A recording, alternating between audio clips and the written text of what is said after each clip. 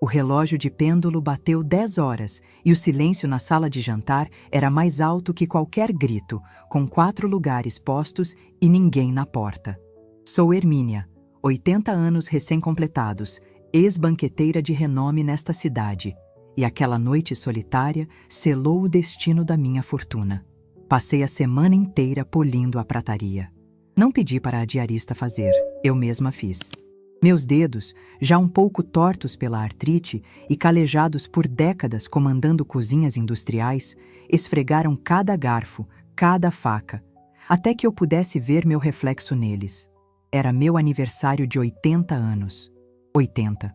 Uma vida inteira de trabalho, de panelas pesadas, de noites em claro organizando casamentos de luxo e jantares corporativos para dar do bom e do melhor aos meus 3 filhos, Rogério, Cláudia e Marcelo. Eles prometeram. Foi no grupo da família no celular, 2 semanas antes. Mãe, reserva a data, vamos jantar aí. Nada de restaurante, queremos sua comida, escreveu a Cláudia. Eu fiquei tão feliz que chorei. Fazia anos que não reunia os 3 na mesma mesa. Desde que o pai deles se foi, há 10 anos, a família parecia ter se esfarelado como massa podre de empada. Cada um para um canto, sempre ocupados, sempre correndo atrás de dinheiro, status ou, no caso do Marcelo, fugindo das responsabilidades. Eu moro num apartamento antigo, daqueles enormes no centro da cidade. Tem taco de madeira no chão que estala quando a gente pisa e janelas que vão do chão ao teto. É um lugar que vale muito dinheiro, eu sei, meus filhos sabem. Mas para mim é só uma casa grande demais para uma velha sozinha. Naquele dia, porém, a casa parecia viva. O cheiro de tempero invadiu os corredores logo cedo. Acordei às 5 da manhã. Fui ao mercado municipal escolher os ingredientes pessoalmente. O açougueiro, seu Zé, até estranhou. Dona Hermínia, vai cozinhar para um batalhão? Eu sorri orgulhosa. Para os meus meninos, Zé, hoje faço 80 anos. Ele me deu os parabéns e separou a melhor peça de filé mignon. Eu queria fazer tudo perfeito. O cardápio foi pensado com o coração de mãe, não com a cabeça de chefe. Fiz o estrogonofe que o Rogério amava quando era criança, com um molho bem apurado e cogumelos frescos, nada de conserva. Para a Cláudia, preparei o soufflé de queijo gruyère que ela sempre pedia quando voltava da faculdade, leve e dourado. E para o Marcelo, o caçula, fiz o empadão de frango com catupiry, com a massa que derrete na boca. Aquela receita que minha avó me ensinou e que foi o carro-chefe do meu buffet por 40 anos. A mesa estava linda. Toalha de linho branco, os guardanapos dobrados em forma de lírio, as taças de cristal que herdei da minha sogra. Coloquei o vinho para respirar. Às 7 da noite, horário combinado, eu estava pronta. Vestia um conjunto de seda azul marinho, usava meus brincos de pérola e tinha passado um batom cor-de-boca. O cheiro da comida quente preenchia a sala de jantar, acolhedor, convidativo. Sentei na cabeceira e esperei. Às 7h30 pensei, o trânsito está terrível, é sexta-feira. Fui até a cozinha. Baixei o fogo das panelas para manter tudo aquecido sem queimar. O soufflé da Cláudia é delicado. Se passar do tempo, murcha. Fiquei vigiando o forno como uma sentinela. 8 horas. Peguei o celular, nenhuma mensagem. Nada. O ícone do aplicativo de mensagens mostrava que todos tinham estado online recentemente. O Rogério tinha postado uma foto de um charuto 10 minutos antes. Meu coração deu uma falhada, mas a gente sempre arruma desculpa para filho, não é? Deve ser uma reunião de negócios que atrasou, pensei. Liguei para ele. Caixa postal. Liguei para a Cláudia. Chamou, chamou, chamou e caiu. Tentei o telefone fixo da casa dela. Ninguém. Liguei para o Marcelo. O celular dele estava desligado, como de costume. 8h30. O soufflé murchou. Foi a primeira coisa a desabar naquela noite. Olhei para aquela travessa funda, onde a massa dourada tinha afundado triste e sem vida, e senti uma pontada no peito. Voltei para a sala. O gelo no balde onde estava o espumante já tinha virado água. As velas, que eu tinha acendido com tanto entusiasmo, já estavam na metade, chorando cera sobre os castiçais de prata. 9 horas. A fome tinha passado. No lugar dela, um nó na garganta que parecia feito de arame farpado. Comecei a andar pela sala, de um lado para o outro. O som dos meus sapatos no taco de madeira era o único ruído. Olhei para as fotos dele sobre o aparador. Rogério na formatura de engenharia, Cláudia no casamento, que durou pouco, mas a festa foi linda, Marcelo segurando um troféu de natação aos 10 anos. Eu dei tudo para eles. Tudo. Paguei as melhores escolas, financiei os primeiros apartamentos, cobri rombos financeiros quando os negócios do Rogério iam mal, paguei as viagens da Cláudia para a Europa, se encontrar, sustentei os caprichos do Marcelo até hoje. Eu não sou apenas a mãe. Eu sou o banco. Eu sou a rede de segurança. E hoje, no dia em que completei 8 décadas de vida, eu só queria ser a mãe. Só queria ser a Hermínia. 9h40. O telefone tocou. Corri, quase tropeçando no tapete persa. Era uma gravação de telemarketing oferecendo plano de internet. Desliguei com força, sentindo minhas mãos tremerem. 10 horas. O pêndulo bateu. Foi ali que a ficha caiu, pesada como uma âncora. Eles não vinham. Eles não tinham esquecido. Esquecer é quando a mente falha. Eles tinham ignorado. Era uma escolha. Para eles, o meu aniversário era um detalhe irrelevante, algo que não valia a pena o esforço de atravessar a cidade. Fui até a cozinha. Desliguei o fogo. O estrogonofe tinha criado uma película escura por cima. O cheiro de comida, antes acolhedor, agora me enjoava. Voltei para a sala de jantar. A mesa posta parecia zombar de mim. 4 lugares. 4 pratos vazios. Sentei-me novamente na cabeceira. Servi um pouco de vinho na minha taça. Minha mão tremia tanto que derramei um pouco na toalha de linho impecável. A mancha vermelha se espalhou como sangue. Não me importei. Levantei a taça para a sala vazia. Parabéns, Hermínia. Sussurrei para mim mesma. A voz saiu rouca, quebrada. Servi um pedaço do empadão no meu prato. Estava morno, quase frio. A massa, que deveria ser crocante, estava ficando borrachuda. Dei a primeira garfada e levei à boca. O gosto familiar, o tempero que eu aperfeiçoei durante 50 anos, invadiu meu paladar.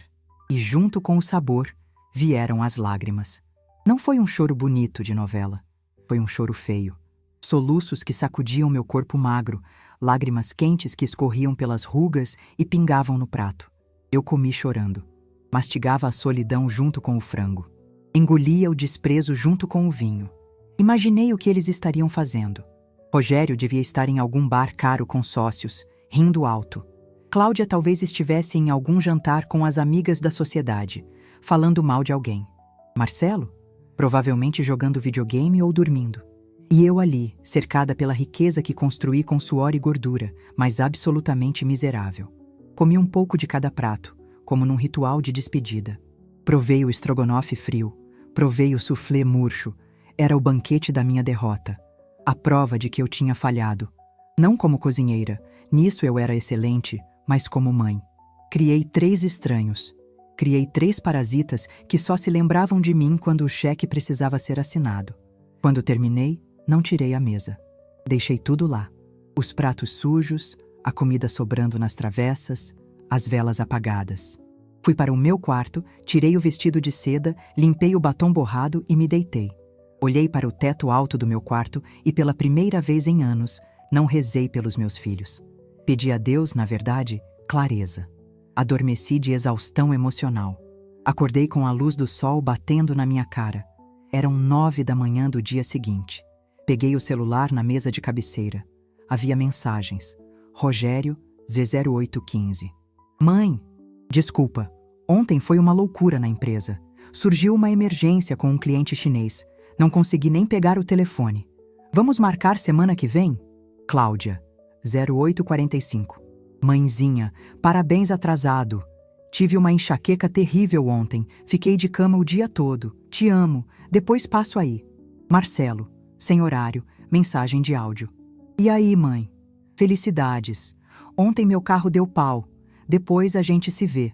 Mentiras. Mentiras deslavadas e preguiçosas. Rogério não lida com clientes chineses. Ele cuida da parte administrativa. Cláudia tinha postado foto bebendo vinho na noite anterior. Eu vi nos stories que a neta da minha vizinha me ensinou a ver, embora a Cláudia ache que eu não sei mexer nisso. E o Marcelo? O Marcelo nem carro tem, eu pago o Uber dele. Li aquelas mensagens e algo mudou dentro de mim. A tristeza da noite anterior secou. O que restou no lugar foi algo duro, frio e cortante como uma faca de desossar recém-amolada. Levantei da cama. Não sentia mais pena de mim mesma. Sentia uma raiva límpida. Uma indignação que me endireitou a coluna. Fui até a sala de jantar. O cheiro de comida velha estava impregnado no ar. A mancha de vinho na toalha tinha secado e ficado marrom. Olhei para aquele cenário de abandono e vi a verdade nua e crua. Eles não me amavam. Eles amavam o que eu proporcionava. Eles amavam o apartamento de 400 metros quadrados.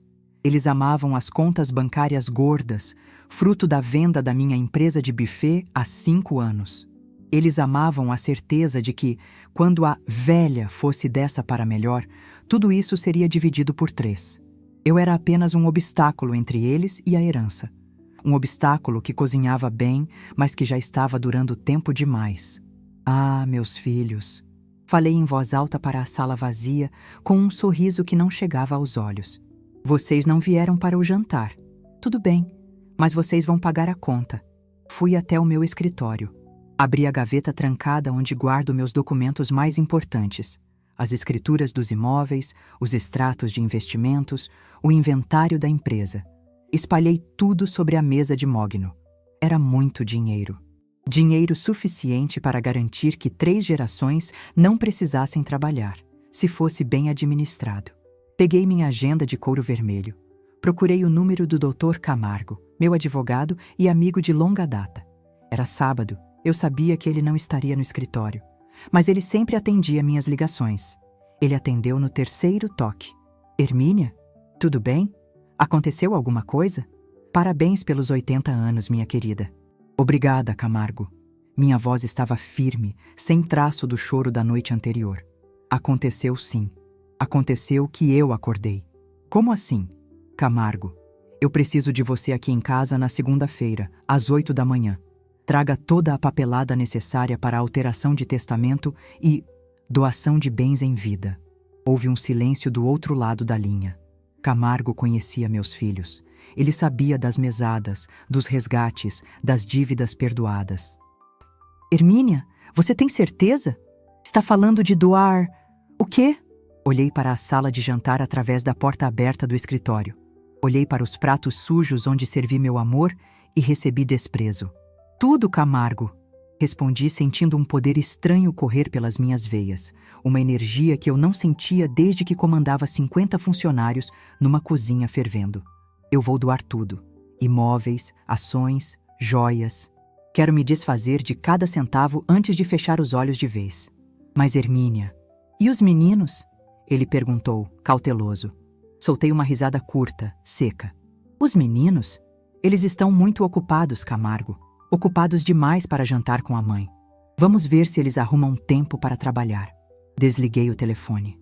O coração batia forte, mas não de ansiedade. Era adrenalina. Pela primeira vez em anos, eu tinha um plano. Um projeto. Não era um casamento para 500 pessoas, nem um banquete para um presidente. Era o projeto da minha dignidade. Fui até a cozinha, peguei um saco de lixo preto e comecei a jogar a comida fora. O estrogonofe, o soufflé, o empadão. Joguei tudo com violência, ouvindo o som pesado da comida caindo no fundo do plástico. Limpei a mesa. Tirei a toalha manchada e a joguei no lixo também. Não ia lavar aquela mancha. Aquela mancha era o passado. Quando a mesa ficou vazia, apenas a madeira escura brilhando sob o sol da manhã, respirei fundo.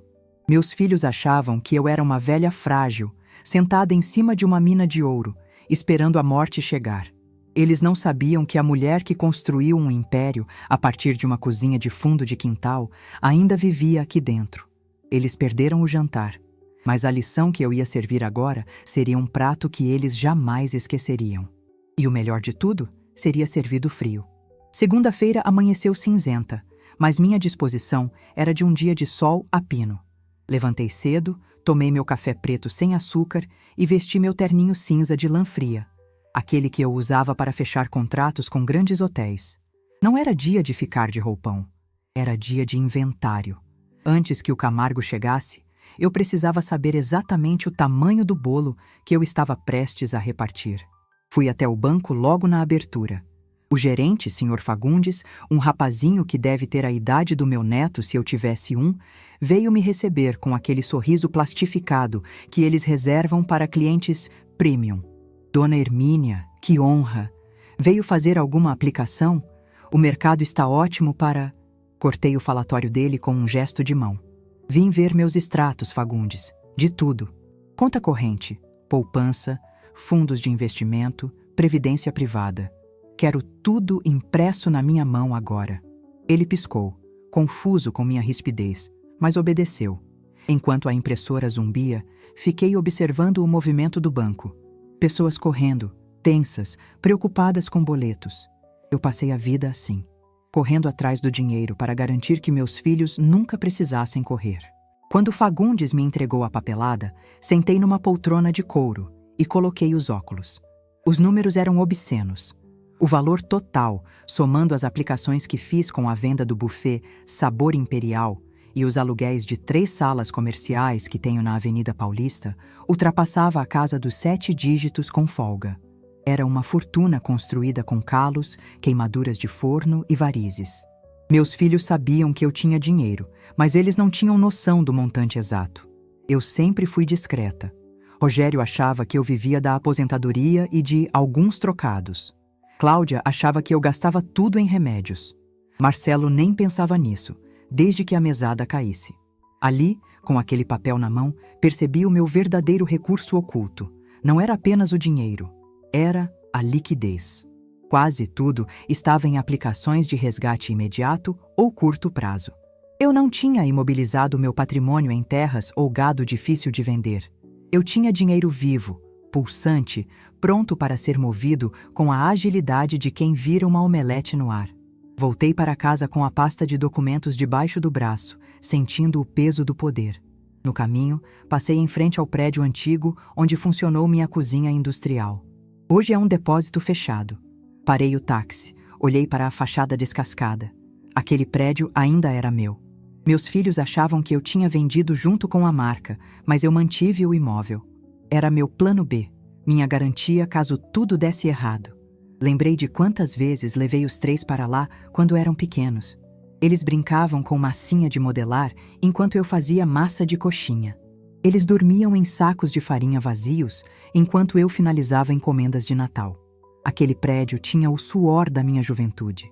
E valia, por baixo, mais uns 2 milhões pela localização. Cheguei em casa e fui direto para o escritório. Abri meu caderno de receitas antigo, um fichário grosso com capa de couro gordurosa. Mas não fui ver receitas de bolo. Fui para as últimas páginas, onde eu anotava contatos de fornecedores e parceiros. Ali estavam nomes que eu não via há anos. Madre Superiora Lúcia, do Lar dos Velhinhos. Dr. Almeida, diretor do Hospital do Câncer Infantil. Dona Zezé, que coordena uma rede de cozinhas comunitárias na periferia. Passei a mão sobre aqueles nomes. Durante anos, eu ajudei essas pessoas com as sobras dos banquetes. Mandava quilos de filé mignon que sobravam de casamentos, caixas de doces finos que não foram servidos. Mas nunca dei dinheiro de verdade. Eu guardava o dinheiro para o futuro da família. Que ironia, Hermínia! Murmurei para mim mesma. Você alimentou a vaidade de 3 ingratos e deu migalhas para quem tinha fome. A culpa bateu. Mas não foi aquela culpa paralisante de mãe. Foi uma culpa produtiva. Eu tinha passado as últimas 2 décadas sendo subestimada. A vovó está ficando velha, diziam eles. A mãe não entende de investimentos modernos, dizia o Rogério. A mãe é pão dura, reclamava a Cláudia. Eles me viam como uma velhinha simpática que fazia empadão e assinava cheques. Eles esqueceram que antes de ser vovó, eu fui a dama de ferro dos banquetes. Eu comandei brigadas de 50 cozinheiros homens que tremiam quando eu entrava na cozinha. Eu negociei com fornecedores que tentavam me passar a perna e saí ganhando. Eu organizei jantares para governadores e embaixadores sem deixar cair uma gota de molho. Essa mulher não tinha morrido. Ela estava apenas descansando, tirando um cochilo enquanto a mãe boazinha tentava comprar amor. Mas a mãe boazinha morreu na noite de sexta-feira, diante de um suflê murcho. Quem estava sentada naquela cadeira de escritório agora era a empresária. A campainha tocou pontualmente às 8. Camargo. Ele entrou com aquela cara de quem vai dar pêsames. Trazia uma pasta preta e o olhar preocupado por cima dos óculos de leitura. Aceita um café, Camargo? Ofereci, indicando a cadeira à frente da minha mesa. Aceito, Hermínia. Mas antes, preciso saber se você está bem. Se não está tomando nenhuma decisão precipitada por causa da emoção do momento. Servi o café na xícara de porcelana. Minha mão não tremia mais. Emoção, Camargo, foi o que me fez sustentar marmanjo até hoje. O que estou fazendo agora é pura razão, contabilidade, balanço patrimonial. Ele suspirou, tomando um gole do café. Você falou em doação total. Hermínia, a lei brasileira protege os herdeiros necessários. Você só pode dispor de 50% do seu patrimônio para terceiros. Os outros 50% são, obrigatoriamente, dos seus filhos. Eu sorri. Aquele sorriso que eu dava quando um cliente pedia um desconto impossível e eu já tinha a solução pronta. Eu sei disso, Camargo. Não sou ignorante.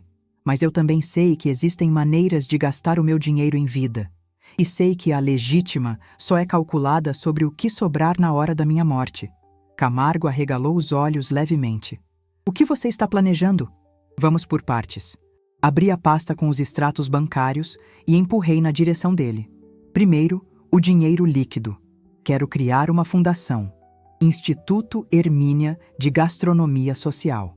Quero pegar jovens de baixa renda e ensinar a profissão. Cozinheiro, garçom, maître. Quero dar a eles a chance que eu tive de construir algo. Isso é nobre, mas demora para constituir. Não se eu fizer doações diretas agora para instituições que já existem, carimbadas para esse fim, com cláusula de execução imediata. Tenho a lista aqui. Mostrei o caderno. Hospital do Câncer, Lar dos Velhinhos e o projeto da Dona Zezé. Quero dividir 80% desse saldo bancário entre eles. Hoje, transferência eletrônica. Camargo engasgou com o café. 80%? Hermínia, isso é milhões. E se você precisar de dinheiro para a saúde, para viver? Eu fico com os 20% e minha aposentadoria.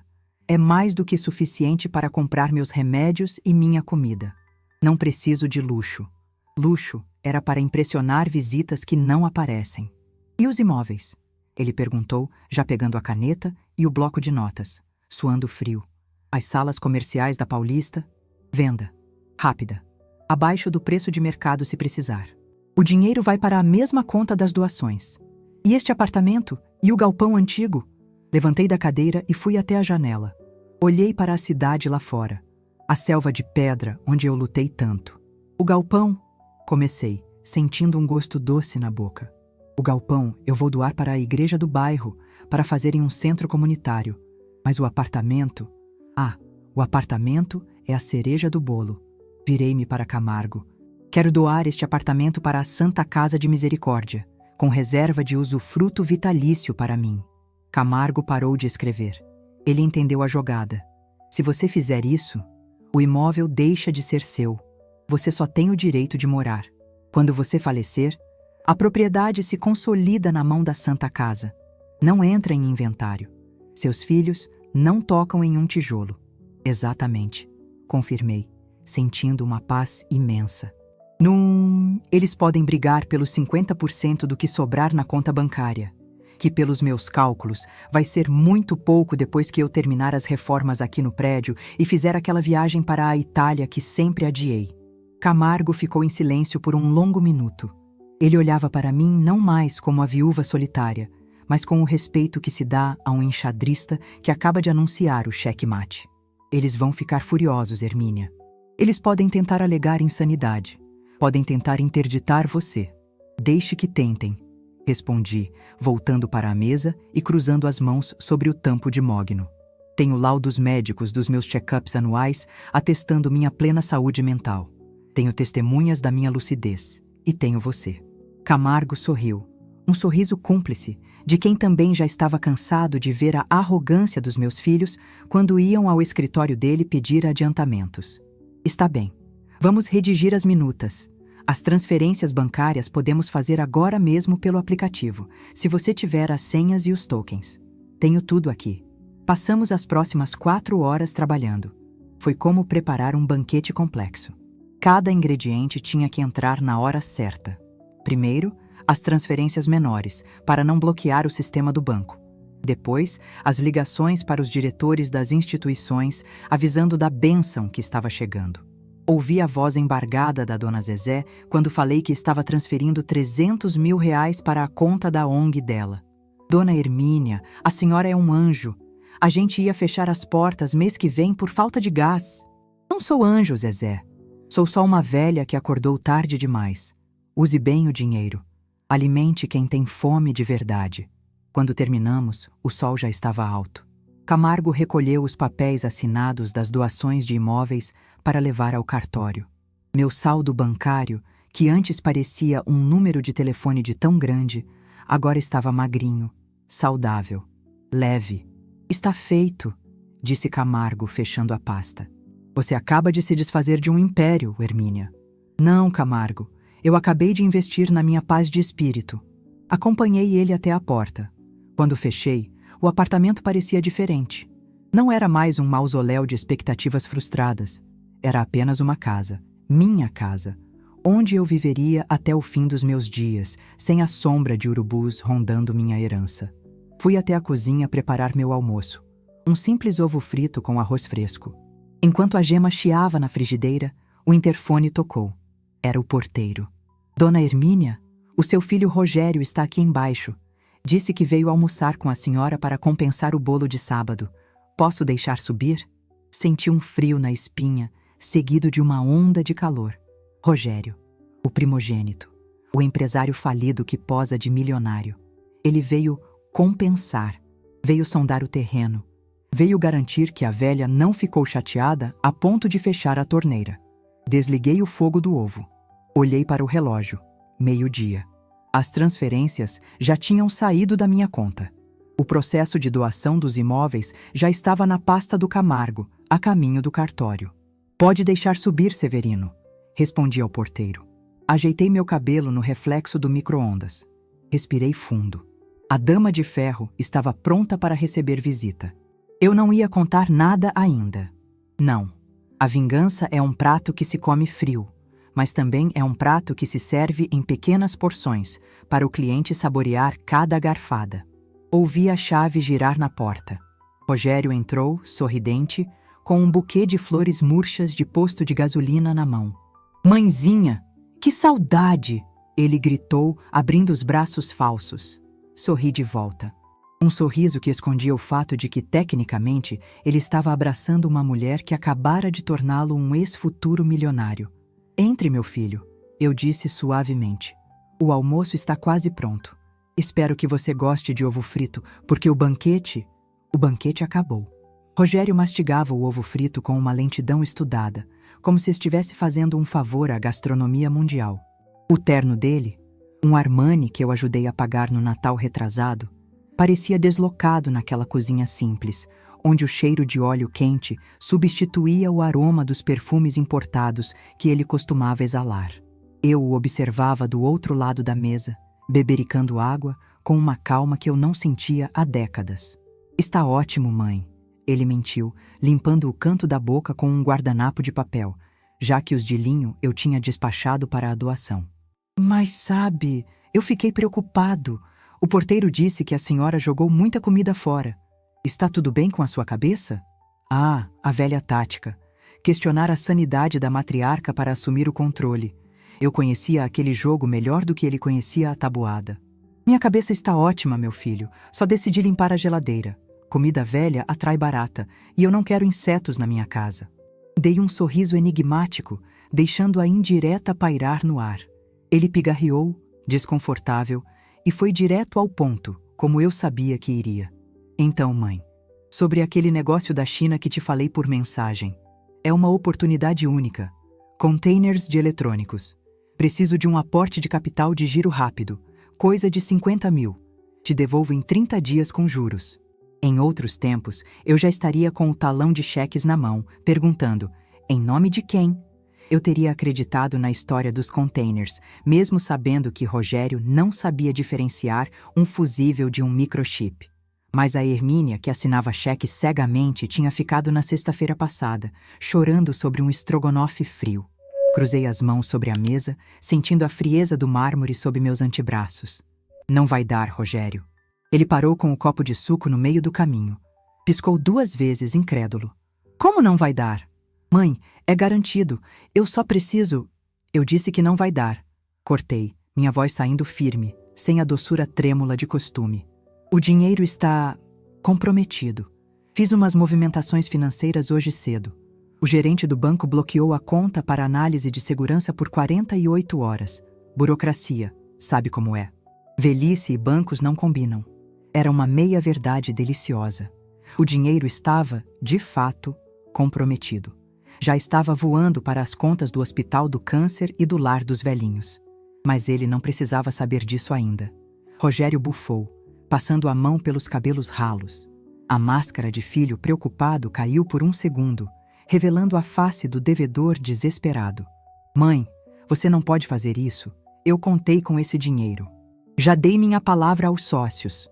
Então você vai ter que usar sua própria palavra para desfazer o trato, meu filho. Ou usar o seu dinheiro. Você é um empresário de sucesso, não é? Certamente tem 50 mil reais. Ele ficou vermelho. Levantou-se bruscamente, a cadeira arrastando no chão com um guincho agudo. Você está estranha, dona Hermínia. Muito estranha. Vou indo. Tenho que resolver os problemas que a senhora causou. Ele saiu batendo o pé, sem me dar um beijo, sem agradecer o ovo. Quando a porta da frente bateu, eu não senti tristeza. Senti um alívio imenso. Era como tirar um sapato apertado depois de uma festa longa.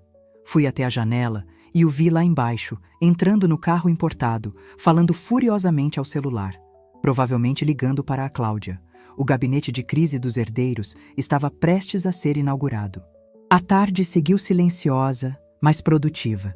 Enquanto meus filhos deviam estar trocando mensagens frenéticas sobre a mesquinharia repentina da mãe, eu comecei a segunda fase do meu plano. Abri os armários do corredor. Havia caixas e mais caixas de coisas acumuladas. Jogos de jantar de 40 peças que eu nunca usava, faqueiros de prata pesados que só serviam para escurecer e dar trabalho, toalhas bordadas da Ilha da Madeira. Liguei para o Marcelo, um antiquário que conhecia desde os tempos do buffet. Marcelo, querido, é a Hermínia. Sim, a do estrogonofe. Escuta, estou fazendo um destralhe. Quero vender umas coisinhas. Tudo de primeira. Pode vir avaliar? Meia hora depois, ele estava lá, com sua lupa e luvas brancas. Os olhos dele brilharam quando viu o faqueiro francês Christophe. Hermínia, isso é uma joia. Tem certeza que quer se desfazer? Seus filhos não vão querer? Soltei uma risada seca enquanto dobrava uma toalha de renda. Meus filhos comem pizza com a mão, Marcelo. Eles não sabem a diferença entre prata de lei e aço inox. Venda tudo. Quero o dinheiro na minha conta amanhã. Enquanto o antiquário catalogava as peças na sala, meu celular tocou. Era Cláudia. Mãe, o que está acontecendo? Fui passar o cartão na clínica de estética agora e deu não autorizado. Que vergonha eu passei, mãe. A recepcionista olhou para mim como se eu fosse uma caloteira. Coloquei o telefone no viva voz e continuei separando os cristais. Oi, filha. Tudo bem com você também? A enxaqueca passou? Não muda de assunto. O cartão, o adicional do seu Black. Por que não passou? Ah, Cláudia, deve ser o sistema. O Rogério também teve problemas hoje. Acho que o banco está fazendo uma atualização cadastral geral. Sabe como é essa tecnologia? Vive falhando. E quando volta? Eu preciso pagar a drenagem linfática. Não sei, querida. O gerente disse que pode levar uns dias. Mas você tem o seu cartão, não tem? Aquele da sua conta pessoal? Use ele por enquanto. Houve um silêncio do outro lado. Eu sabia que o cartão pessoal da Cláudia vivia estourado. Ela contava com o meu adicional para os luxos, enquanto o salário dela de consultora de moda mal pagava o condomínio do apartamento nos Jardins. Mãe, você não está entendendo. A voz dela baixou, tornou-se manhosa, aquele tom que ela usava desde os 5 anos para ganhar doce. Eu estou sem limite no meu. Libera aí, liga para o gerente. Fala que sou eu. Não posso, filha. O gerente saiu de férias. Só volta mês que vem. A mentira fluiu tão natural quanto o vinho que derramei na toalha. Tente pagar em dinheiro, dizem que dão desconto. Beijo, a mamãe está ocupada. Desliguei antes que ela pudesse argumentar. O antiquário me olhou, surpreso com minha frieza. Problemas técnicos? Ele perguntou com um sorriso cúmplice. Problemas de criação, Marcelo. Mimei demais. Agora estou cortando o cordão umbilical com serrote. No dia seguinte, a casa parecia mais leve. O aparador estava vazio sem a prataria. A cristaleira tinha espaços vagos onde antes ficavam as taças de cristal Baccarat. O dinheiro da venda já tinha caído na conta e imediatamente transferido para a conta da reserva da minha viagem. Sim, a viagem. Aquele sonho antigo de conhecer a Toscana, comer massas frescas, tomar vinho olhando para vinhedos dourados. Sempre adiei. Ah, o Rogério vai trocar de carro, preciso ajudar. A Cláudia vai casar, preciso pagar a festa. O Marcelo precisa de um computador novo. Sempre eles, nunca eu. Liguei meu notebook. Entrei no site de uma agência de viagens de luxo. Nada de excursão com guia gritando em megafone. Eu queria motorista particular, hotéis em castelos, aulas de culinária com nonas italianas. Comprei a passagem de primeira classe, só de ida. A volta eu decidiria depois. Talvez eu ficasse um mês, talvez 3. Talvez eu encontrasse um viúvo italiano charmoso e nunca mais voltasse. Quem sabe? Estava imprimindo o voucher da passagem quando a campainha tocou insistentemente. Eram 3 toques curtos. Pausa, 3 toques longos. O código do Marcelo, meu caçula. Ele entrou sem esperar eu chegar à porta, usando a chave que ele tinha e que eu precisava trocar urgentemente. Estava de bermuda, chinelo e fones de ouvido no pescoço. Mãe, meu Uber não chamou. O aplicativo disse que o método de pagamento foi removido. Tive que vir de ônibus. De ônibus, mãe. Você tem noção do calor que está lá fora? Ele se jogou no sofá, suando, com a cara de mártir de quem acabou de atravessar o deserto do Saara, quando na verdade tinha andado 3 quarteirões do ponto até o prédio. Fiquei parada no meio da sala, segurando o papel quente da impressora. Olá para você também, Marcelo. Água? Não quero água, quero saber o que houve com o cartão do Uber. Eu tinha um date hoje, mãe. Como vou buscar a garota de ônibus? Você tem 35 anos, Marcelo. Falei calmamente. Tem 2 pernas saudáveis e um diploma de educação física que nunca usou. Acho que consegue resolver esse problema. Ele me olhou como se eu tivesse falado em grego arcaico. Olhou ao redor da sala e franziu a testa. Cadê o faqueiro de prata que ficava ali? E o vaso chinês? Mãe, a senhora foi roubada? Fui, respondi. Fui roubada durante 40 anos. Roubaram minha energia, meu tempo e meu dinheiro. Mas agora a polícia chegou. Ele se levantou, assustado. Do que você está falando? Mãe, você está esclerosada? Cadê as coisas? Vendi, Marcelo. Vendi tudo. Vendeu? A voz dele subiu 1/8. Vendeu por quê? Você não precisa de dinheiro. O pai deixou uma fortuna. O dinheiro do seu pai acabou, Marcelo. A fonte secou. Mentira. A fonte estava jorrando, mas para o lado oposto ao dele. E eu estou vendendo as coisas supérfluas para pagar as contas. A vida está cara. O condomínio aumentou. Ele começou a andar de um lado para o outro, passando as mãos no rosto. O pânico genuíno de quem nunca pagou um boleto na vida. Mas, e a minha mesada? Dia 5 cai, né? Olhei bem no fundo dos olhos dele. Aquele menino que eu ninei, que eu protegi de tudo e de todos. E vi apenas um homem adulto, egoísta, preocupado se o leite ia continuar chegando na boquinha. Não sei, Marcelo. Vamos ver se sobra alguma coisa depois que eu pagar a farmácia. Agora, se me dá licença, tenho que fazer as malas. Malas? Vai para onde? Para um asilo? É isso? Você está doente e não contou? Vou para a Itália, Marcelo. Ele parou, boquiaberto. Itália? Com que dinheiro? Você acabou de dizer que está vendendo as pratas para pagar conta. É uma viagem de despedida, improvisei, dramatizando um pouco. Antes que eu não possa mais andar. Prioridades, meu filho. Ele saiu de lá atordoado, murmurando que precisava ligar para o Rogério urgente. Eu sabia o que aconteceria a seguir. A reunião de cúpula. Eles iam se juntar.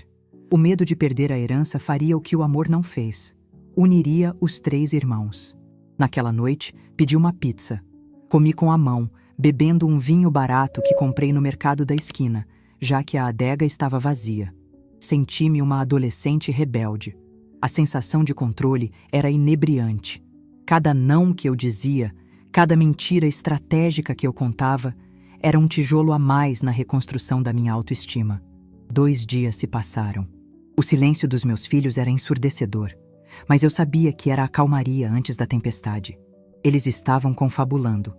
Rogério devia estar consultando advogados sobre interdição. Cláudia devia estar pesquisando sintomas de Alzheimer. Marcelo devia estar apenas reclamando. Na quinta-feira à tarde, eu estava na sala, terminando de fechar a mala grande. Tinha colocado meus melhores vestidos, sapatos confortáveis e meu caderno de receitas, caso quisesse cozinhar para mim mesma na Toscana. A campainha tocou. Não o toque do porteiro. A campainha da porta mesmo. Olhei pelo olho mágico. Eram os 3. Rogério de terno, com uma pasta debaixo do braço. Cláudia de óculos escuros, provavelmente para esconder a falta de botox ou o choro. Marcelo com cara de quem foi arrastado da cama. Abri a porta. Ora, ora. A família reunida, disse bloqueando a entrada com o corpo. A que devo a honra?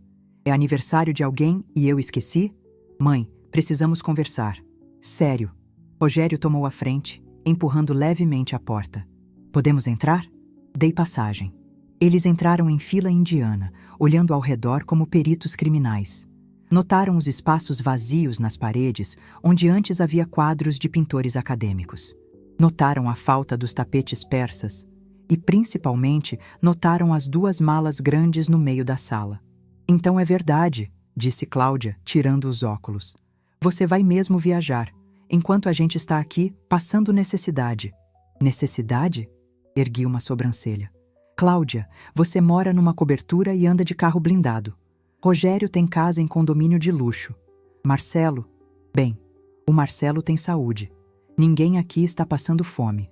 Mãe, não é sobre isso. Rogério tentou usar o tom de voz profissional.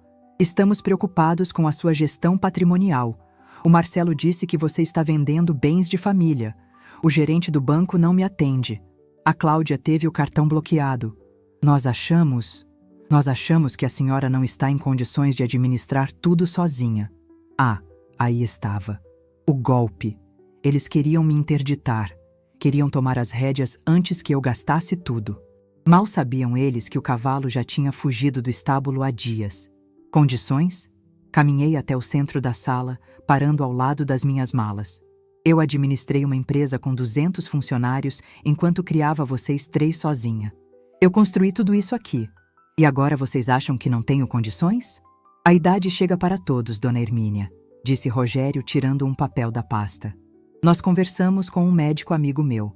Ele concorda que essas mudanças bruscas de comportamento, essa compulsão por vender coisas, pode ser um sinal de demência senil. Queremos que você faça uns exames. E, por precaução, trouxe uma procuração para a senhora assinar. Só para eu cuidar das contas enquanto você descansa. Olhei para o papel. Uma procuração de plenos poderes. Eles queriam tudo. A audácia era tanta que chegava a ser admirável. Olhei para os 3, meus filhos, o fruto do meu ventre, e vi 3 estranhos gananciosos. A última gota de dúvida que eu poderia ter, a última chance que eu poderia dar, evaporou naquele instante. Peguei o papel da mão do Rogério. Ele sorriu, achando que tinha vencido. Achando que a mamãe obediente ia assinar e voltar para o tricô. Rasguei o papel ao meio, depois em 4, depois em 8 pedacinhos, que deixei cair no chão de taco encerado como confete de um carnaval triste. Vocês não entenderam nada, falei, com uma voz baixa, perigosa. Eu não estou vendendo as coisas porque estou louca. Eu estou vendendo porque elas são minhas. E o dinheiro? O dinheiro também é meu. Mas mãe, e a nossa herança?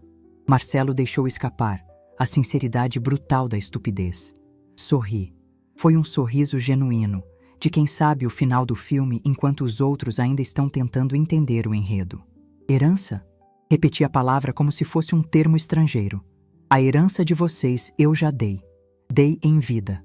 Foram as melhores escolas, as viagens, Os carros, os apartamentos que ajudei a comprar, as dívidas que paguei. Essa foi a herança. O que restou aqui? Isso é meu. Você não pode gastar tudo, gritou Cláudia. É nosso direito. Direito? Caminhei até a porta e a abri, deixando o vento do corredor entrar. O único direito que vocês tinham era o de jantar comigo no meu aniversário, e vocês abriram mão desse direito. Agora, por favor, saiam. Meu táxi para o aeroporto chega em 10 minutos e eu não quero perder o voo para Roma. Eles ficaram paralisados. O choque travou as línguas. Pela primeira vez na vida, a mãe não estava negociando. A mãe estava demitindo os filhos. Saiam, ordenei, apontando para o corredor. Agora. Empurrados pela força da minha determinação, eles saíram, um a um, tropeçando nos próprios pés, confusos, atordoados. Rogério ainda tentou falar algo, mas bati a porta na cara dele. Girei a chave. 2 voltas. Encostei a testa na madeira fria da porta e respirei fundo. O coração batia forte, mas não de medo, de liberdade. Olhei para as malas, olhei para o apartamento vazio. Eles achavam que o problema era eu gastar o dinheiro numa viagem. Eles nem imaginavam que o apartamento onde pisavam já não era mais meu, e que o dinheiro que cobiçavam já estava virando sopa e remédio para quem precisava. Peguei minha bolsa, ajustei o lenço de seda no pescoço e chamei o elevador. A Itália me esperava. E quando eu voltasse, a verdadeira revelação os aguardaria. O show estava apenas começando. Voltei da Itália com 3 quilos a mais e uma alma 20 anos mais leve. O sol da Toscana fez maravilhas pela minha pele, mas foi o sabor da liberdade que realmente rejuvenesceu meu espírito. Desembarquei em Guarulhos, cantarolando uma tarantela, empurrando meu carrinho de malas com uma energia que não sentia desde os tempos em que abri meu primeiro buffet. Mas a realidade me esperava na porta do meu apartamento, e ela tinha a cara amarga dos meus 3 filhos. Assim que o elevador se abriu no meu andar, vi a cena. Rogério estava sentado no chão do corredor, encostado na minha porta, com a gravata frouxa e a camisa amarrotada. Cláudia roía as unhas, andando de um lado para o outro sem maquiagem, o que para ela era um sinal de apocalipse.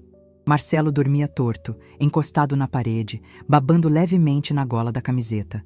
Pareciam refugiados de uma guerra que eles mesmos criaram. «Buongiorno!»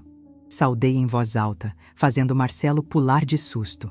Rogério levantou-se num salto, cambaleando um pouco. Seus olhos estavam vermelhos, fundos. «Mãe! Graças a Deus!» Ele tentou me abraçar, mas coloquei o carrinho das malas entre nós. «Onde você se meteu? 3 meses, mãe. 3 meses sem dar notícias. O celular desligado. Nós pensamos que você tinha morrido. Se eu tivesse morrido, vocês já estariam brigando pelo inventário, não sentados na minha porta», respondi, destrancando a fechadura com calma. Eu estava vivendo, Rogério, coisa que recomendo vocês fazerem também. Entrei. O apartamento estava abafado, com aquele cheiro de lugar fechado. Abri as janelas amplas, deixando o barulho da cidade e a luz do sol entrarem. Eles me seguiram como cachorrinhos vira-latas que caíram do caminhão de mudança. «Mãe, a coisa ficou feia», começou Marcelo, a voz trêmula. «Cortaram a luz do meu apartamento. Tive que voltar a morar com a Cláudia, mas o condomínio dela está atrasado há 2 meses e ameaçaram despejo. O Rogério... o Rogério...» Olhei para o meu primogênito, o grande empresário. Ele parecia ter envelhecido 10 anos. «O banco executou a dívida, mãe», Rogério sussurrou, a arrogância transformada em pó. «Levaram meu carro. Bloquearam minhas contas pessoais. Aquele negócio dos containers era golpe. Perdi tudo. Preciso de dinheiro, agora. Não é mais um pedido, é uma emergência vital». Sentei-me na minha poltrona favorita, aquela que eu não tinha vendido, e cruzei as pernas. Tirei um leque da bolsa e comecei a me abanar, observando o desespero deles com a curiosidade de quem assiste a um documentário sobre a vida selvagem. «E o que eu tenho a ver com isso?» perguntei. Cláudia explodiu. «Como o que você tem a ver? Você é nossa mãe. Você tem dinheiro. Você gastou uma fortuna nessa viagem ridícula para comer macarrão, enquanto nós estamos aqui passando humilhação». Acabou a brincadeira, dona Hermínia. O Rogério trouxe o advogado dele. Nós vamos anular essas suas vendas malucas. Vamos provar que você não está bem da cabeça. Foi então que notei um quarto homem, parado timidamente na porta aberta, segurando uma pasta. Um rapaz novo, de terno barato, com cara de quem preferia estar em qualquer outro lugar. Entra, doutor, convidei sorrindo. Pode fechar a porta. O que vamos tratar aqui exige privacidade. O advogado entrou, constrangido. Rogério retomou a postura, estufando o peito murcho. Mãe, o doutor Vinícius preparou uma ação de interdição cautelar. Mas como somos bons filhos, estamos dispostos a não protocolar no juiz. Em troca, você assina a transferência da gestão dos bens para nós agora e cobre os rombos imediatos. É pegar ou largar. Se não fizer isso, vamos te internar numa clínica geriátrica até o fim da semana. Houve um silêncio pesado na sala. Olhei para cada um deles. O ódio, a ganância, o medo. Eles realmente acreditavam que ainda tinham algum poder sobre mim. Acreditavam que a ameaça de me trancar num asilo me faria tremer e abrir o cofre. Soltei uma gargalhada. Não foi um riso de escárnio, foi um riso de alívio. Porque naquele momento eu tive a certeza absoluta de que fiz a coisa certa. Doutor Vinícius, não é? Perguntei ao rapaz. O senhor cobrou honorários adiantados desses 3? Bem, combinamos uma porcentagem no êxito. Ele gaguejou. Então sinto informar, meu jovem, mas você está trabalhando de graça. Levantei-me e fui até a estante onde antigamente ficava a enciclopédia Barça. Agora havia apenas uma pasta de couro vermelho, a mesma que levei ao escritório do Camargo meses atrás. Vocês querem gestão de bens? Perguntei colocando a pasta sobre a mesa de centro. Ótimo, vamos falar sobre bens. Rogério, abra a pasta. Ele hesitou, desconfiado, mas a curiosidade e o desespero falaram mais alto. Ele abriu a pasta. O primeiro documento era uma escritura pública. Ele leu em silêncio. Seus olhos se arregalaram tanto que achei que saltariam das órbitas. A boca abriu e fechou, sem som. O que foi? Cláudia arrancou o papel da mão dele. Deixa eu ver. Ela leu em voz alta, a voz falhando a cada linha. Escritura de doação com reserva de usufruto. Doadora, Hermínia Sampaio. Donatária, Irmandade da Santa Casa de Misericórdia de São Paulo. Objeto, imóvel residencial situado a... Ela parou, levantando os olhos cheios de lágrimas pretas de rímel barato. Mãe, este apartamento não é mais meu, completei, com uma serenidade mortal. Eu doei. Tenho o usufruto vitalício. Isso significa que posso morar aqui até o dia em que eu morrer. Mas a propriedade é do hospital. Não pode ser vendida, não pode ser penhorada por dívidas de filhos. E o mais importante, não entra em inventário. Você deu o nosso apartamento para um hospital? Marcelo gritou, levando as mãos à cabeça. Você ficou louca de vez. O apartamento era meu, Marcelo. Nosso é o que a gente constrói junto. E vocês nunca pregaram um prego nesta parede. Rogério continuava folheando a pasta, frenético. Suas mãos tremiam, amassando os papéis. E o dinheiro? Ele engasgou. As aplicações? A venda do buffet? Os aluguéis da Paulista? Continue lendo, meu filho. Está tudo aí. Ele puxou os extratos e os comprovantes de transferência. Eram dezenas deles. Instituto Hermínia de Gastronomia Social. Lar dos Velhinhos. Associação de Combate ao Câncer. Ele lia os valores e a cada número sua cor ficava mais pálida. 300 mil. 500 mil? 2 milhões? Mãe, você liquidou tudo! Não tudo, corrigi. Guardei o suficiente para viver meus últimos anos com dignidade. E para viajar para a Itália, claro. O gelato de pistache em Florença é divino. Vocês deveriam provar um dia, se trabalharem para pagar a passagem. Rogério deixou a pasta cair no chão. Os papéis se espalharam como folhas mortas. Ele caiu sentado no sofá, derrotado. O advogado, doutor. Vinícius recuou 2 passos em direção à porta, percebendo que ali não havia causa, nem honorários, nem esperança. Isso é fraude, Cláudia gritou, histérica. Isso é fraude contra credores, é fraude contra herdeiros, nós vamos anular isso. Doutor Vinícius. Chamei o advogado que já estava com a mão na maçaneta. O senhor pode explicar para a minha filha o conceito de parte disponível e adiantamento de legítima? O rapaz ajeitou os óculos, pigarreando.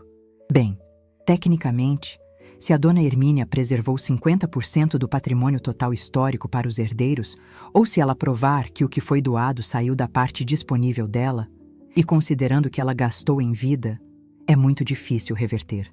Doações para instituições de caridade são blindadas, praticamente. E o usufruto é um instrumento legal sólido. Sinto muito. Além do mais, interrompi. Os 50% que seriam de vocês por lei, vocês já gastaram. Eu tenho tudo documentado, Cláudia. Cada carro que eu paguei, cada dívida do Rogério que eu cobri, cada mesada do Marcelo. O Dr. Camargo fez os cálculos. Vocês já receberam a herança de vocês em vida e torraram tudo. O que eu doei agora era a minha metade. E com a minha metade, eu faço o que eu quiser, até jogar no rio Tietê, se me der na telha. Mas preferi dar para quem tem fome. Marcelo começou a chorar. Um choro infantil de quem teve o brinquedo tirado. E agora? O que a gente vai fazer? Eu não tenho onde morar, mãe. Eu não tenho dinheiro para comer. Olhei para aquele homem de 35 anos, chorando no meu tapete, que agora era um tapete simples de sisal, porque o persa eu vendi. Senti uma pontada de pena? Talvez.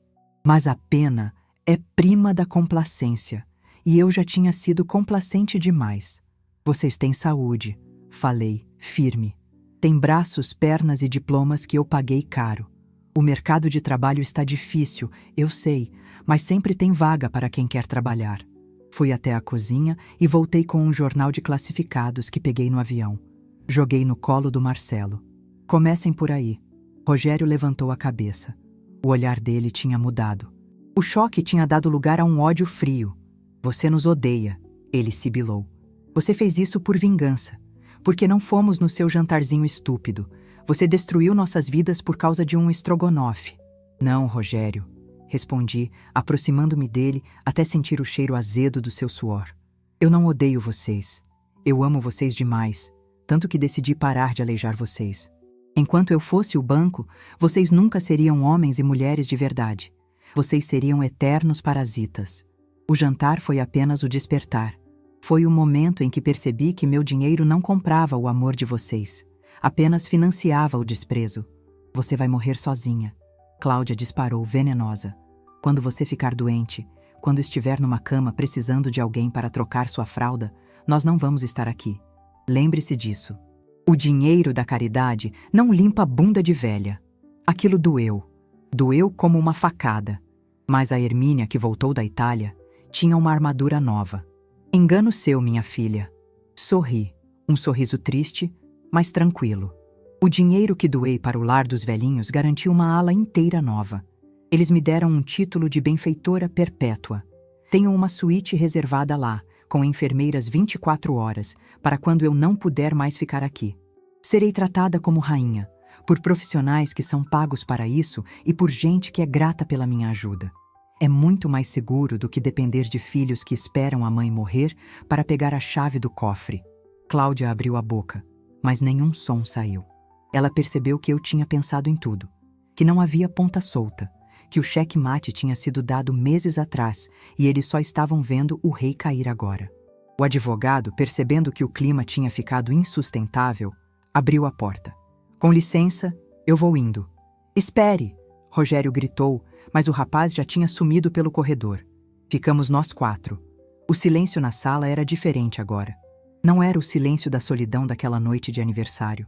Era o silêncio da autoridade. Agora, escutem bem. Falei, o tom de voz baixo, mas preenchendo cada canto da sala. Esta casa não é mais de vocês. Vocês são visitas, e visitas têm regras. Regra número 1, não se fala de dinheiro aqui dentro. Regra número 2, respeito. Regra número 3, o jantar é servido às 7. Quem quiser comer é bem-vindo. Quem não quiser, a porta é serventia da casa. Você não vai nos dar nada? Marcelo perguntou a voz fraca, como se ainda não acreditasse. Nem um trocado para o ônibus? Suspirei. Fui até a minha bolsa, tirei a carteira e peguei uma nota de R$ 50. Estendi para ele. Isso é para vocês 3 voltarem para casa, e é a última vez. A partir de amanhã, se quiserem dinheiro, vendam alguma coisa. Cláudia tem bolsas de marca que valem um carro popular. Rogério tem relógios.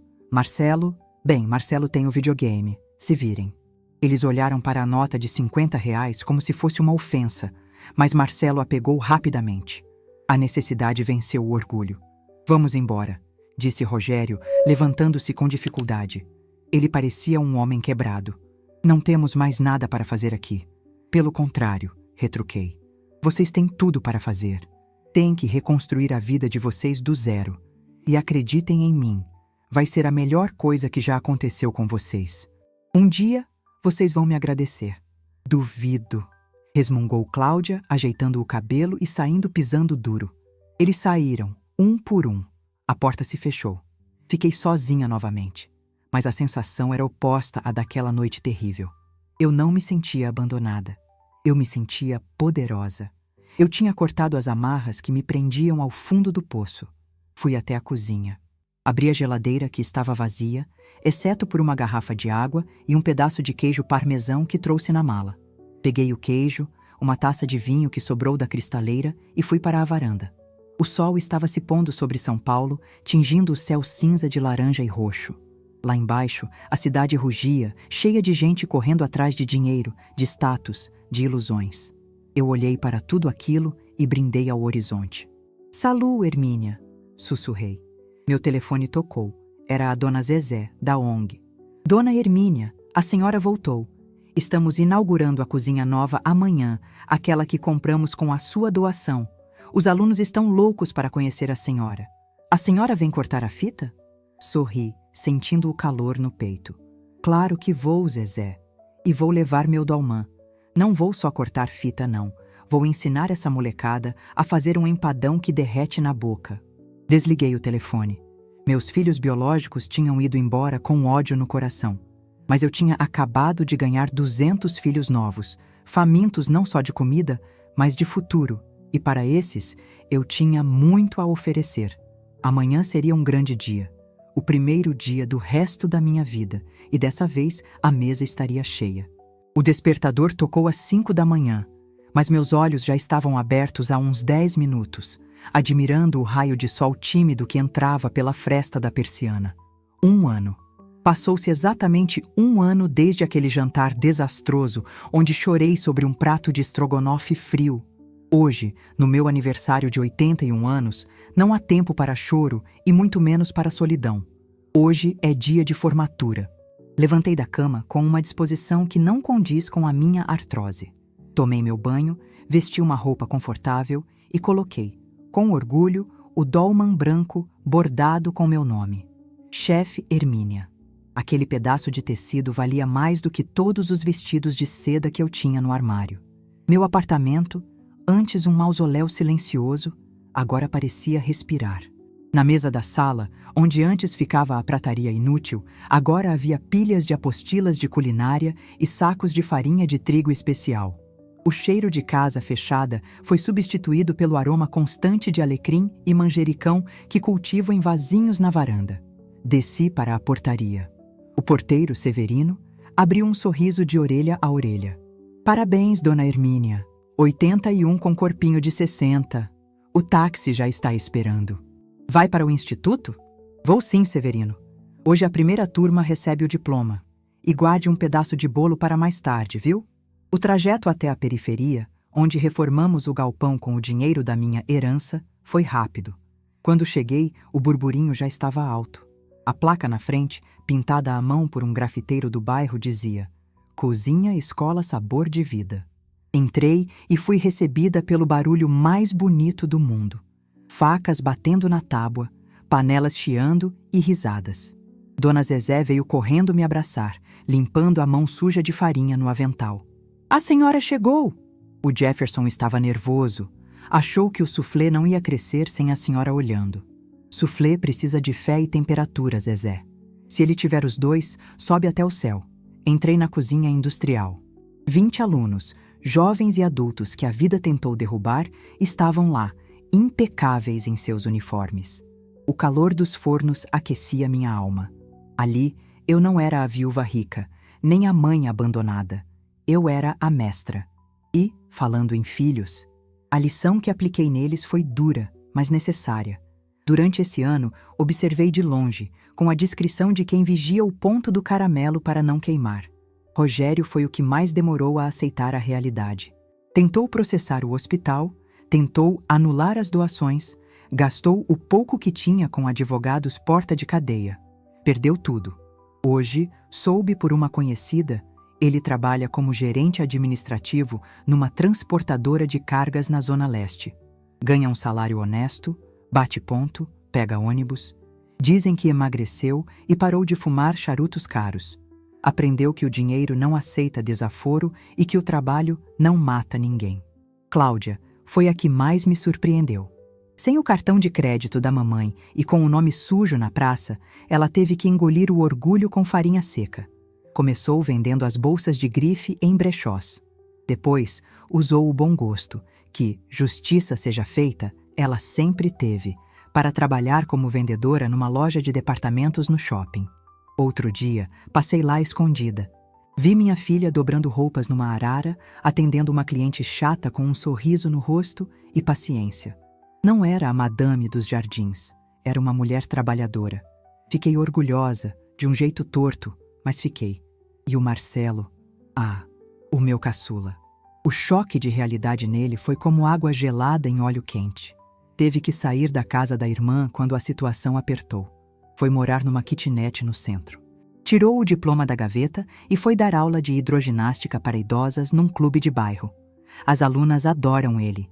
Dizem que ele é atencioso. Quem diria? O menino que não levantava um copo d'água agora carrega pesos e responsabilidades. Eles não morreram de fome. Eles não foram morar debaixo da ponte. Eles apenas cresceram. Tardiamente, dolorosamente, mas cresceram. Eu cortei o cordão umbilical financeiro e, pela primeira vez, eles tiveram que respirar com os próprios pulmões. Voltei minha atenção para a cozinha. Jefferson, um rapaz de 19 anos que saiu do sistema socioeducativo direto para o meu curso, trouxe uma travessa fumegante. Dona Hermínia, prova. É a sua receita de empadão. Peguei o garfo. A massa estava dourada, quebradiça na medida certa. O recheio cremoso. Coloquei na boca e fechei os olhos. Estava perfeito. Talvez até melhor que o meu, porque tinha o tempero da esperança. Está aprovado, Jefferson? Ele perguntou, suando frio.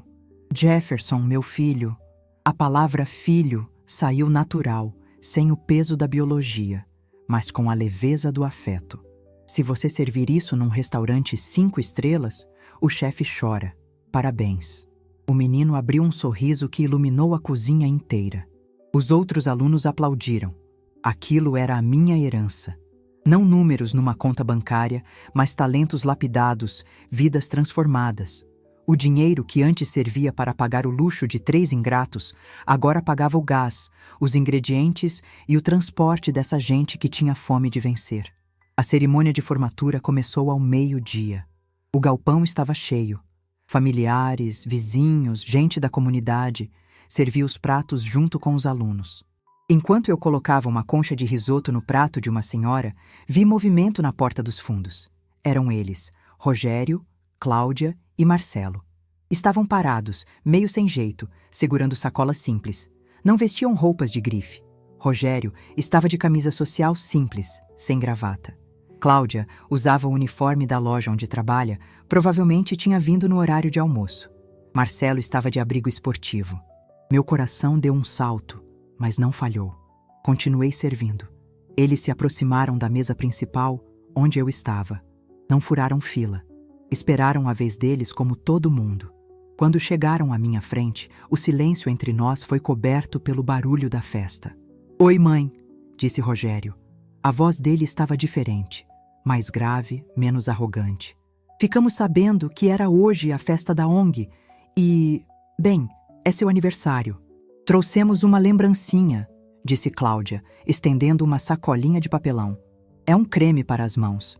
Comprei com meu desconto de funcionária. Dizem que é bom para quem mexe muito com água e cozinha. E eu trouxe isso. Marcelo me entregou um pacote embrulhado em jornal. É um par de tênis ortopédico.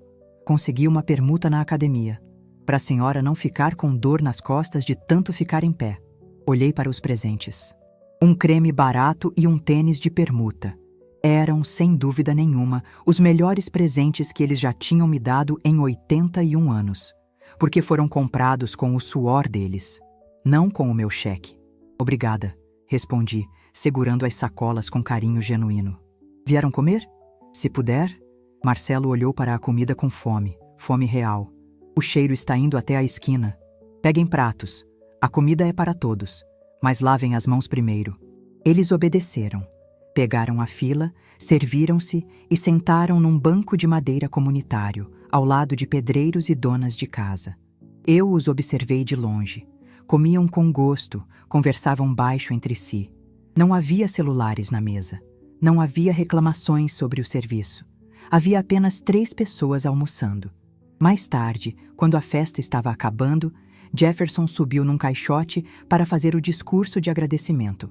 Eu queria agradecer a todos, mas principalmente a dona Hermínia. A senhora não ensinou a gente só a cozinhar. A senhora ensinou que a gente tem valor. Muita gente desistiu da gente. A sociedade, a família. Mas a dona Hermínia apostou tudo o que tinha nesse sonho. Ela é a mãe que muitos de nós nunca tivemos. Meus olhos encheram d'água. Olhei para o fundo do salão. Meus 3 filhos biológicos ouviam aquilo de cabeça baixa. Não com raiva, mas com reflexão. Talvez pela primeira vez eles estivessem entendendo o tamanho da mulher que tinham como mãe, para além da carteira que ela carregava. Quando eles vieram se despedir, o clima estava ameno. A comida estava ótima, mãe, disse Rogério. Aquele empadão me lembrou quando eu era criança. Que bom, Rogério. Voltem quando quiserem, mas tragam a carteira de trabalho assinada para eu ver. É o ingresso. Eles riram. Um riso fraco, mas sincero. Feliz aniversário, dona Hermínia, disse Cláudia me dando um beijo no rosto. Não foi um beijo estalado de falsidade. Foi um beijo rápido, de quem tem hora para voltar ao batente. Vão com Deus, respondi. Vi os 3 saindo pela porta, caminhando em direção ao ponto de ônibus. Não senti pena. Senti uma paz imensa. Eu tinha devolvido a dignidade a eles, tirando-lhes a facilidade. Eu os tinha salvo de se tornarem monstros completos. Voltei para a cozinha. Havia louça para lavar, sobras para guardar e o planejamento da próxima turma para fazer. O sol da tarde entrava pelas janelas altas do galpão, iluminando a poeira de farinha que flutuava no ar como ouro em pó. Sentei-me num banquinho por 1 minuto, sentindo o cansaço bom nas pernas. Olhei para as minhas mãos, enrugadas, manchadas, mas fortes. Mãos que cozinharam para presidentes e para mendigos. Mãos que assinaram cheques milionários e que assinaram a doação de tudo. Eu tinha 81 anos. Não tinha mais fortuna, não tinha mais o apartamento no meu nome, não tinha mais joias.